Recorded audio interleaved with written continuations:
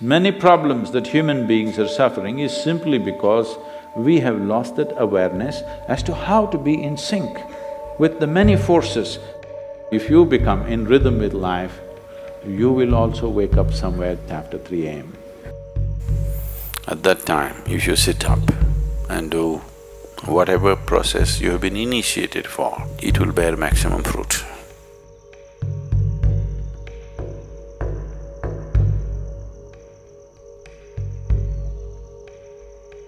In the way the planet is spinning and what is happening, something very fundamental changes somewhere between 3:20 to 3:40. This is called Brahma Muhurtam. This is relevant only up to 33 degrees latitude.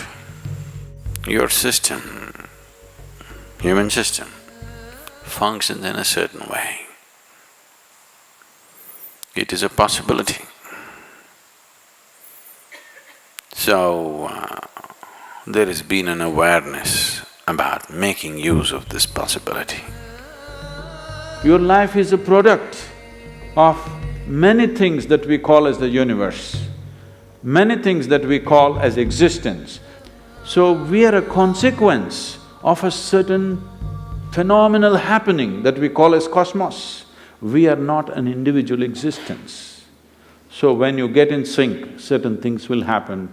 You know, there's a cicadas in where we are in Tennessee, the US ashram, they wake up once in 17 years. Can you beat it? They know it is 17 years and they come awake and they breathe and they go back to sleep. They're keeping time once in 17 years, no alarm bell anywhere. Well, how is this? I'm saying they're in sync with nature. We have lost sync within nature and we think that is our nature. No.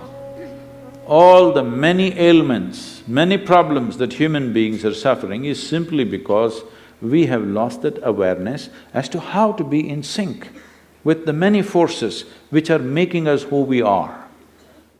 So yoga is to bring that sync so that you are in rhythm with life. If you become in rhythm with life, you will also wake up somewhere just after 3 a.m.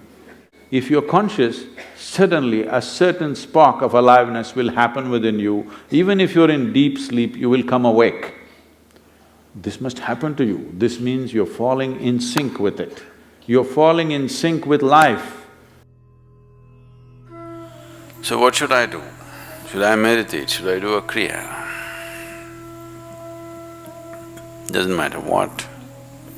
You must do a process for which you have been initiated for. Because initiation means you were not just taught a practice, it was introduced into your system, it was implanted in your system. So whatever, if there is a life seed within you, if you're awake at Brahma Muhurtam and sit for whatever that practice is, it bears maximum fruit because of the way the planet is behaving in relation to your system. If you become aware in a certain way, a certain level of awareness is achieved within you, you will see, you will simply know when the time is. If you go to bed at the right time, you don't have to look at your watch. You will always know when it is 3:40, because the body will behave in a different way. At that time, if you sit up and do whatever process you have been initiated for, not what you picked up from a book,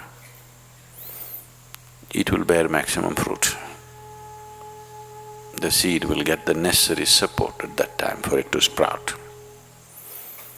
or spurt up more rapidly than at other times.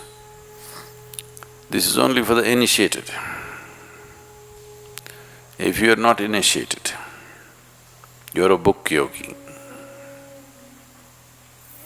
then 340, 640, 740, not so much of a difference. Sandhya kalas are more important for such people.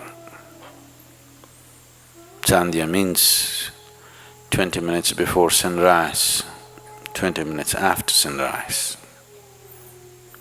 or 20 minutes before sunset and 20 minutes after sunset. The same goes for noon and midnight, but they're of a different nature. So these two twilights are better for the uninitiated. 340 is good for those who've been powerfully initiated.